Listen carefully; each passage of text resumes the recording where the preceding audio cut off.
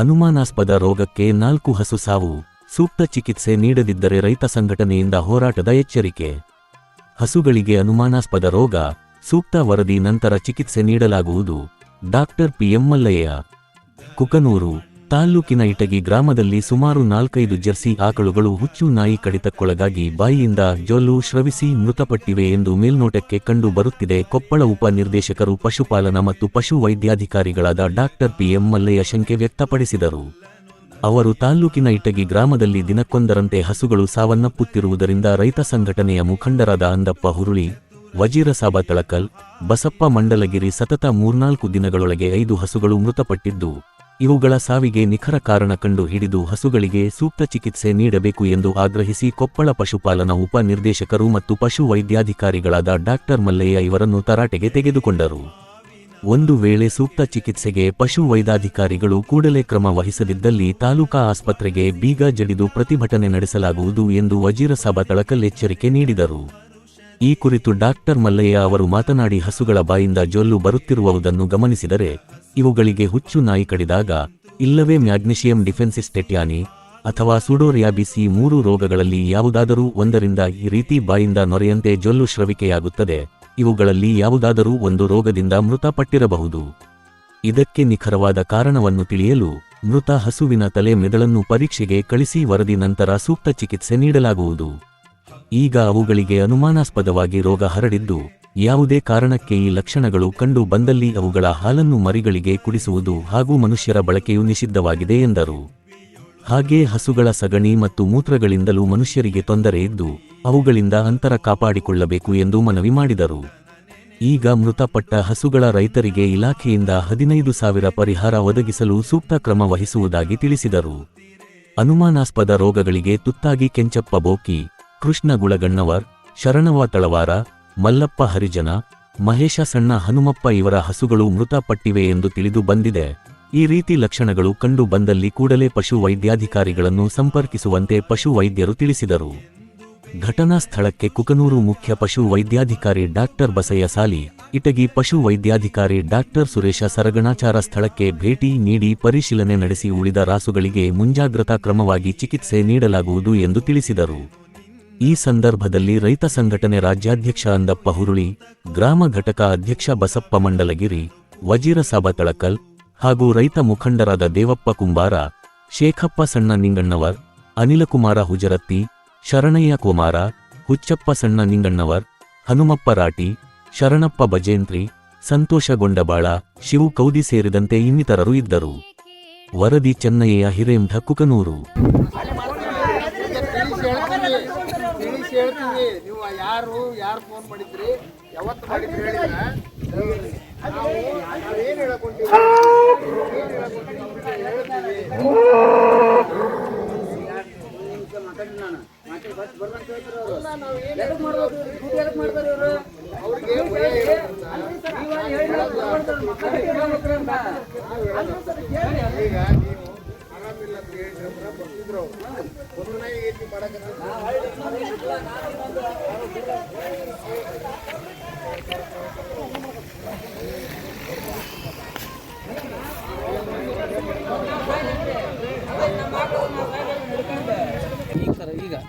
ಈಗ ಆಕಳಿಗೆ ಬಂದಿದ್ದಲ್ಲ ಸರ್, ಈ ಥರ ಡಿಸೀಸ್ ಈ ಮೊದಲು ಎಲ್ಲಿಯಾದರೂ ಬಂದಿದ್ದಾವೆ? ಈ ಥರ ರೇರಾಗಿ ನಾಯಿ ಕಡಿದಿಂದನೇ ಬರೋಂಥ ಕಾಯಿಲೆ ಅದು. ಆದರೂ ಎಲ್ಲ ಮುಖ್ಯವಾಗಿ ಈಗ ಭೌತಿಕವಾಗಿ ಲಕ್ಷಣಗಳು ಏನು ಕಾಣಿಸ್ತಾ ಇದ್ದಾವೆ ಅದು 90% ಹುಚ್ಚುನಾಯಿ ರೋಗ ಅಂತ ಅನ್ನಿಸ್ತಾ ಇದೆ. ಆದರೆ ಅದು ಕನ್ಫರ್ಮೇಷನ್ ನಾವು ಮಾಡಬೇಕಂದ್ರೆ ಅದು ಮೆದುಳು ತಗೊಂಡು IHVB ಅಂತ ನಮ್ಮಲ್ಲಿ ಲ್ಯಾಬ್ ಇದೆ ಬೆಂಗಳೂರಲ್ಲಿ. ಆ ಲ್ಯಾಬಿಗೆ ಕಳಿಸಿದರೆ ಅಲ್ಲಿ ಹುಚ್ಚುನಾಯಿ ರೋಗ ಹೌದೋ ಅಲ್ಲ ಅಂಥೇಳಿ ಅವರು ಪರೀಕ್ಷೆ ಮಾಡಿ ಕನ್ಫರ್ಮ್ ಮಾಡ್ತಾರೆ. ಈ ಗ್ರಾಮಸ್ಥರು ಹೇಳೋ ಪ್ರಕಾರ ಇದು ಮೊದಲೇ ಅದ, ಇದಕ್ಕೂ ಮೊದಲು ಒಂದು ಸತ್ತಿದೆ. ಈಗ 4-5 ಆಗ್ಯಾವ. ಇದಕ್ಕೂ ಮೊದಲು 4-5 ಜನ ಆಗ್ಯಾವ ಆಗಿದ್ದಾವೆ ಸತ್ತಿದ್ದವು. ಇವ್ರದ ಪ್ರೆಸೆಂಟ್ ಮೊನ್ನೆ 3 ದಿನ ಹಿಂದೆ 4 ದಿನ ಹಿಂದೆ ಇವ್ರದ್ದು ಸತ್ತಿತ್ತು. ಇದೇ ಥರ ರೋಗ ಬಂದ. ಹೌದು.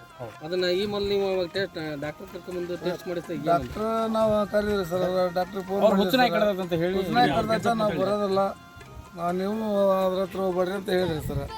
ಮತ್ತು ಅವ್ರು ಡಾಕ್ಟ್ರ್ ಹೇಳಿದ ನಮಗೂ ಭಯ ಆಗ್ತದೆ. ನಾವು ಆ ಸನಾಗ ಅಲ್ಲಿ ಗಿಡ ಕಟ್ಟಿರಿ ಸರ್, ಅದ್ರ ಸನಕ್ಕೆ ನಾವು ಹೋಗಲಿಲ್ಲ. ಸತ್ತಿನ ಸಹಿತ ಹೋಗಿಲ್ಲ ನಾವು ಅವ್ರ ಹತ್ರ. ಸರ್ ಈಗ ನೀವು ಅದು ಪ್ರಾಣಿ ಮರಣ ಹೊಂದಿದ ಮೇಲೆ ಅದ್ರ ಮೆದುಳಿನ ಭಾಗ ತಗೊಂಡು ಇನ್ ಪರ್ಸನ್ 24 ತಾಸೊಳಗೆ ಅದು ಲ್ಯಾಬಿಗೆ ಕಳಿಸಿದ್ರೆ ಅವ್ರು ಪರೀಕ್ಷೆ ಮಾಡಿ ಇವಾಗ ಮಾಡಿದ್ರೆ ಬರಲ್ಲ ಸರ್? ಈಗ ಮಾಡಿರ್ಬೋದು. ಬರೋದಿಲ್ಲ. ಮತ್ತು ಈಗ ಅವ್ರಿಗೆ ಸೂಕ್ತ ಪರಿಹಾರ ಬೇಕಲ್ಲ ಸರ್? ಯಾವ ಥರ ಅಂತ ಒಂದು ರೈತರಿಗೆ? ಅಲ್ಲ, ಪರಿಹಾರ ಅಂತ ಏನಿಲ್ಲ. ಇದು ಒಂದು ಏನು ಮಾರಣಾಂತಿಕ ರೋಗ ಆಗಿರೋದ್ರಿಂದ ಪ್ರಾಣಿಗೆ ಬಂದು ಪ್ರಾಣಿ ಸಾಯೋದು ಪ್ರತಿಶತ 100ರಷ್ಟು ಇದು ಅಂತ ಅಂದಮೇಲೆ ಮನುಷ್ಯರು ಭಾಳ ಜಾಗರೂಕರಾಗಿರ್ಬೇಕು. ಈಗ ಕಾಯಿಲೆ ಬಂತು, ಪ್ರಾಣಿನೂ ಸತ್ತು, ಮನುಷ್ಯರಿಗೂ ಅದು ಇದಾಯಿತು ಅಂತಂದರೆ ಝೂನಾಟಿಕ್ ಡಿಸೀಸ್ ಅಂತ ಹೇಳ್ತೀವಿ ಇದಕ್ಕೆ. ಈ ಪ್ರಾಣಿಜನ್ಯ ಮಾನವ ರೋಗಗಳು ಏನು ಬರ್ತಾವಲ್ಲ, ಅದ್ರಾಗ ಇದು ಪ್ರಮುಖವಾದಂಥ ಒಂದು ರೋಗ. ಇದು ಈಗ ಪ್ರಾಣಿಗಳಿಂದ ಮನುಷ್ಯರಿಗೆ ಬರ್ತಕ್ಕಂಥದ್ದು. ಅದಕ್ಕೆ ಈಗ ಬಡ ರೈತರು ಈ ಥರ ಯಾವುದೇ ಪ್ರಾಣಿ ಈ ಥರ ಹುಚ್ಚುನಾಯಿ ರೋಗದಿಂದ ಬಳಲಿತ್ತು ಅಂತಂದರೆ ಅದು ಹಿಂಡೋ ಪ್ರಾಣಿ ಆಗಿದ್ದರೆ ಅದ್ರ ಹಾಲು ಉಪಯೋಗ ಮಾಡಬಾರ್ದು. ಆಮೇಲೆ ಆ ಕರಕ್ಕೆ ಹಾಲು ಕುಡಿಯೋಕ್ಕೆ ಬಿಡಬಾರ್ದು ಡೈರೆಕ್ಟಾಗಿ. ಅಥವಾ ಈಗಾಗಲೇ ಜೊಲ್ಲು ಸುರಿಸ್ತಲ್ಲ, ಇನ್ನೊಂದು ಪ್ರಾಣಿ ಅದ್ರ ಜೊಲ್ಲು ನೆಕ್ಕಿದ್ರಾಗಿನ ಅವಾಗೂ ಬರ್ತದೆ. ಮನುಷ್ಯಗಾದ್ರೂ ಹರಡ್ಬೋದು. ಎಸ್, ಬರ್ತದೆ. ಮನುಷ್ಯರ ಅದು ಹೆಂಗ, ಅದು ಏನು ಬುಲೆಟ್ ಟೈಪ್ ವೈರಸ್ ಅಂತ ಹೇಳ್ತೀವಿ ಇದಕ್ಕೆ.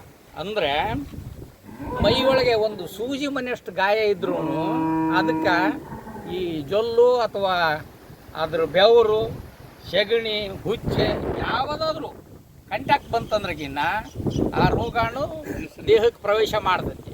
ಮಾಡಿ ಮುಂಚೆ ಕೆಲವೊಂದು ದಿನಗಳಿಂದ ಕೆಲವೊಂದು ವರ್ಷದ ಒಳಗೆ ಯಾವ ಬೇಕಾದ್ರೂ ಕಾಯಿಲೆ ಬರ್ಬೋದು. ಒಟ್ಟಾರೆ ಮನುಷ್ಯರು ಇದರ ಜಾಗೃತಿ ವಹಿಸಬೇಕಂತ. ಬರೀ ಪ್ರಾಣಿಗಳಿಗೆ ಅಷ್ಟೇ ಅಲ್ಲ, ಪ್ರಾಣಿ ಝೂನಾಟಿಕ್ ಇಂಪಾರ್ಟೆಂಟ್ ಡಿಸೀಸ್ ಇದು. ಪ್ರಾಣಿಗಳಿಗಿಂತ ಮನುಷ್ಯರಿಗೆ ಬಹಳ ಪ್ರಾಮುಖ್ಯವಾದಂಥ ಡಿಸೀಸ್. ವೇಗವಾಗಿ ಹರಡುತ್ತೆ. ಹೌದು. ಈ ರೋಗ ಹರಡಿದಾಗ ಒಟ್ಟಾರೆ ಸಾರ್ವಜನಿಕರಾಯಿತು, ಪ್ರಾಣಿಗಳಾಯಿತು, ಅದರ ಹತ್ತಿರ ಹೋಗ್ಲಾರ್ದಂಗೆ ಹೌದು ದೂರ ಇರ್ಬೇಕಂತ ಹೇಳ್ತೀರಿ. ಹೌದು. ಕಾಮಧೇನು ಆಪತ್ತು ನಿಧಿ ಅಂತ ಹೇಳಿ ಒಂದು ಸ್ಕೀಮ್ ಇದೆ. ಅದರಲ್ಲಿ 15,000 ರೂಪಾಯಿ ಪರಿಹಾರ ಕೊಡ್ತಾರೆ. ಹೊರತುಪಡಿಸಿ ಏನಿಲ್ಲ ಸರ್. ಅದನ್ನು ಹೊರತುಪಡಿಸಿ ಅವ್ರೇನಾದರೂ ಇನ್ಶೂರೆನ್ಸ್ ಮಾಡ್ಕೊಂಡಿದ್ರೆ ಇನ್ಶೂರೆನ್ಸ್ ಸೆಟಲ್ ಮಾಡಿ. ಈಗ ನೀವು ನೋಡಿರ್ತಕ್ಕ, ಈಗ ಸದ್ಯ ನೀವು ನೋಡಿದಿರಿ ಸರ್, ಇವಾಗ ಹಸು ಆ ಥರ ಆಗಿರೋದು. ಹೌದು. ಈಗ ಅದಕ್ಕೆ ಯಾವ ರೀತಿ ಟ್ರೀಟ್ಮೆಂಟ್ ಕೊಟ್ಟರೆ ಅದನ್ನು ಗುಣಪಡಿಸ್ಬೋದು ಅಂತ? ನಾನು ಈವರೆಗೆ 35 ವರ್ಷ ನಾನು ಈ ಸೇವೆಯಲ್ಲಿ ಇರೋದು. ನಾನು ಕಂಡಂಗೆ ಸಿಂಪ್ಟಮ್ಸ್ ಬಂದ ಮೇಲೆ ಉಳಿದಂಥ ಉದಾಹರಣೆಗಳು ಅಥವಾ ಚಿಕಿತ್ಸೆ ಮಾಡಿದಂಥ ಉದಾಹರಣೆಗಳು ಸಿಗೋದಿಲ್ಲ. ಇದು ಒಟ್ಟಾರೆ ಇದು ಆರಾಮಾಗುತ್ತೆ ಅನ್ನೋದೊಂದು ಭರವಸೆ ಇಲ್ಲ. ಇಲ್ಲ ಇಲ್ಲ. ಮತ್ತು ಮುಂದಿನ ದಿನಮಾನದೊಳಗೆ ಬೇರೆ ಬೇರೆ ಹಸುಗಳಿಗೆ ಇದು ಸಿಂಟಮ್ಸ್ ಹರಡದಂತ ಈಗ ಅವು ವಿಸಿನಿಟಿಯಾಗಿ ಏನು ಬರ್ತಾವೆ ಎಲ್ಲ ಜಾನುವಾರುಗಳಿಗೂ ಚುಚ್ಚುಮದ್ದು ಹಾಕಿದ್ವಿ. ಜಾಗೃತಿಯಾಗಿ ಮುಂಜಾಗ್ರತೆಯಾಗಿ ಹಾಕ್ತಿದ್ರಿ. ಹಾಕಿದ್ವಿ. ಇನ್ನು ಹಾಕಿಲ್ಲ ಸರ್? ಹಾಕಿದ್ವಿ. ಇವತ್ತು ಕಲ್ ಅಂತೇಳಿ ನಾನು ಇಲ್ಲಿ ಗ್ರಾಮದಲ್ಲಿ ಸೋಷಿಯಲ್ ವರ್ಕರಾಗಿ ಕೆಲಸ ಮಾಡ್ತೀನಿ. ಜೊತೆಗೆ ಈ ರಾಜ್ಯ ರೈತ ಸಂಘದಲ್ಲಿ ಪ್ರಧಾನ ಕಾರ್ಯದರ್ಶಿ ಕೆಲಸ ಮಾಡ್ತಾ ಇದ್ದೇನೆ. ಈಗಾಗಲೇ ನಮ್ಮ ಇಲ್ಲಿ ಇರ್ತಕ್ಕಂಥ ಕಾರ್ಯದರ್ಶಿಯವರು ಮತ್ತು ನಮ್ಮ ಅಧ್ಯಕ್ಷ ತಿಳಿಸಿದ ಮೇಲೆ ಸ್ಪಾಟ್ನಲ್ಲಿ ಬಂದು ನೋಡಿದಾಗ ಆಕಳದ ಸಮಸ್ಯೆ ಕಾಣ್ತು. ಆದರೆ ಇಲ್ಲಿರ್ತಕ್ಕಂಥ ಅವ್ರ ಅಸಿಸ್ಟೆಂಟ್ಗಳು, ಕಂಪೌಂಡ್ಗಳು ಕೆಲಸ ಮಾಡಿದಾಗ ಅವರೇ ಅಂದರೆ ಇಲ್ಲ, ಇದು ನಾಯಿ ಕಡ್ದಕ್ಕೆ ಹಿಂಗಾಗೈತೆ ಅಂತ ಹೇಳಿ. ಒಂದು ನಾಯಿ ಕಡಿದ್ರೆ ಅದೇನೋ ಆಗ್ಬೋದು. ಎಲ್ಲ ಈಗಾಗಲೇ ಒಂದು 5-6 ಆಕಳುಗಳು ಸತ್ತವೆ. ಇಲ್ಲಿ ಡಿಪೆಂಡ್ ಅಪಾನ್ ರೈತರು ಅದ್ರ ಮೇಲೆ ಆದಮೇಲೂ ಕೂಡ ಇವತ್ತಿಗೂ ಕೂಡ ಮೇಲಾಧಿಕಾರಿಗಳು ಬಂದು ಈ ಥರ ನೋಡಿಲ್ಲ. ಇವತ್ತು ನಾವು ಹೋಗಿ ಇವರಿಗೆಲ್ಲ ಇನ್ವೈಟ್ ಮಾಡಿ ಫೋನ್ ಮಾಡಿ ಕಾಂಟ್ಯಾಕ್ಟ್ ಮಾಡಿದಾಗ ಬಂದು ಇವ್ರು ನೋಡ್ತಾ ಇದ್ದಾರೆ. ಯಾಕಂದರೆ ಈಗಾಗಲೇ ತಾವು ಹೇಳಿದರು ಆಕಳು ಎಷ್ಟೋ ಆಕಳು 5 ಆಕಳು ಸತ್ತರು ಕೂಡ ಅದನ್ನು ಏನಾದರೂ ಸ್ವಲ್ಪ ಅದನ್ನು ತಲೆಯಲ್ಲಿರ್ತಕ್ಕಂಥ ಮೆದುಳು ತೊಗೊಂಡೋಗಿ ಚೆಕ್ ಮಾಡಿಸಿ ಹಿಂಗಾಗಿದೆ ಅಂಥೇಳಿ ಈ ಮೊದಲಿಗೆ ಮಾಡಿದ್ರು. ಇಂಥವೆಲ್ಲ ಯಾಕೆ ಬರ್ತಿದ್ದು? ಮೊದಲಿಗೆ ಇದನ್ನೆಲ್ಲ ಪ್ರಿಪೇರ್ ಮಾಡಿಕೊಂಡು ರೈತರಿಗೆ ಆಗ್ತಕ್ಕಂಥ ನೋವುಗಳನ್ನು ತಪ್ಪಿಸಲಿಕ್ಕೆ ತಾವೆಲ್ಲ ಮೇಲಾಧಿಕಾರಿ ಮಾಡಿದರೆ ಇವು ರೈತರಿಗೆ ಏನೂ ಹಾಕಿದ್ದಿಲ್ಲ. ಈಗ ಅದನ್ನು 50-60 ಸಾವಿರ ರೂಪಾಯಿ ಆಕಳ ತಂದು ಕೊಟ್ಟು ಕೇವಲ ಸರ್ಕಾರದಿಂದ ಬರೀ 15,000 ರೂಪಾಯಿ ಕೊಟ್ಟರೆ ಎದಕ್ಕೆ ಬರ್ತಿದ್ದು? ಅದನ್ನು ಕೂಡ ತಾವು ಮೇಲಾಧಿಕಾರಿಗಳನ್ನು ವಿಚಾರ ಮಾಡಿಕೊಂಡು 50-60 ಸಾವಿರ ರೂಪಾಯಿ ಕೊಟ್ಟು ತಂದು ಕೊಟ್ಟಿರ್ತದೆ. ಅದು ಸತ್ತ ಮೇಲೆ ಮತ್ತೆ ಇನ್ನೊಂದು ಆಕಳ ತಂದು ಅವ್ರ ಜೀವನ ಮಾಡ್ಬೋದಲ್ಲ. ಯಾಕೆ ಇದ್ರ ಬಗ್ಗೆ ನೀವು ಮೇಲಾಧಿಕಾರಿಗಳು ಆ್ಯಕ್ಷನ್ ಯಾಕೆ ತೊಗೊಳ್ಳಿಲ್ಲ? ಯಾಕೆ ಕಂಪೌಂಡರ್ ಮೇಲೆ ಬಿಟ್ರಿ? ಯಾಕೆ ಈ ಡಾಕ್ಟರ್ ಮೇಲೆ ಬಿಟ್ರಿ? ನೀವು ಇಷ್ಟೆಲ್ಲ ಇದ್ದರೂ ಕೂಡ ಇವತ್ತು ಸವಲತ್ತುಗಳು ಸಾಕಷ್ಟು ಅದಾವೆ. ಆಮೇಲೆ ಇನ್ನೊಂದು ಬಂದರೆ ನಿಮ್ಮ ಡಿಪಾರ್ಟ್ಮೆಂಟ್ನಲ್ಲಿ ಕೇವಲ 4-5 ಜನ ಇಲ್ಲಿ ನಮ್ಮ ತಾಲೂಕಿನಲ್ಲಿ ಕೆಲಸ ಮಾಡಿದೆ. ಉಳಿದಂಥ ಹಳ್ಳಿಗಳ ಪರಿಸ್ಥಿತಿ ಹಂಗೆ. ಇದನ್ನು ಯಾಕೆ ನೀವು ಇದನ್ನು ತಗೊಂಡು ಮೇಲಾಧಿಕಾರಿಗೆ ಇರ್ತಕ್ಕಂಥ ಚೀಫ್ ಮಿನಿಸ್ಟರ್ಗೆ ಅವರೆಲ್ಲ ನೀವು ಯಾಕೆ ವರದಿ ಪ್ರಸ್ತಾವನೆ ಮಾಡಬಾರ್ದು? ಇಷ್ಟೆಲ್ಲ ಸಾವುಗಳು ಹಾಕಿದ್ದಿಲ್ಲ. ಇದಕ್ಕಿಂತ ನೀವು ಮೊದಲಿಗೆ ಇದನ್ನು ಆ್ಯಕ್ಷನ್ ತೊಗೊಂಡಿದ್ರೆ ಹಾಕಿತ್ತಲ್ಲ, ಏನಾದರೂ ಒಂದು ಸ್ವಲ್ಪ ಸಾಧ್ಯ ಇತ್ತಲ್ಲ. ಈಗ ಬಂದು ನಾವಾಗಲಿ ಫೋನ್ ಮಾಡಿ ಕರೆಸ್ಕೊಂಡಾಗ ಅವ್ರು ಹೇಳಿದ ಮೇಲೆ ನೀವೆಲ್ಲ ಬಂದು ಈ ಥರ ಇಲ್ಲ ಒಂದು ರೈತರಿಗೆ ಒಂದು ಇದನ್ನು ಹೇಳಕತ್ತೀರಿ, ಸಾವು ಹೇಳಕತ್ತೀರಿ. ಇದು ನಮ್ಗೆ ಸರಿ ಅನ್ಸಾಗಿಲ್ಲ. ಇದು ತಮ್ಮ ಅಭಿಪ್ರಾಯ ಹೇಳ್ರಿ ಇನ್ನೊಮ್ಮೆ. ಯಾಕಂತಂದ್ರೆ ನಾವು ಇದೇ ತರ ಇನ್ನು ನಮ್ಮ ಗ್ರಾಮದಲ್ಲಿ ಇನ್ನೂ ಎತ್ತುಗಳು ದನಗಳು ಜಗ್ಗದವು. ಸಾಕಷ್ಟು ದನಗಳು ಒಂದ್ ವೇಳೆ ಹಸುನಿಗೆ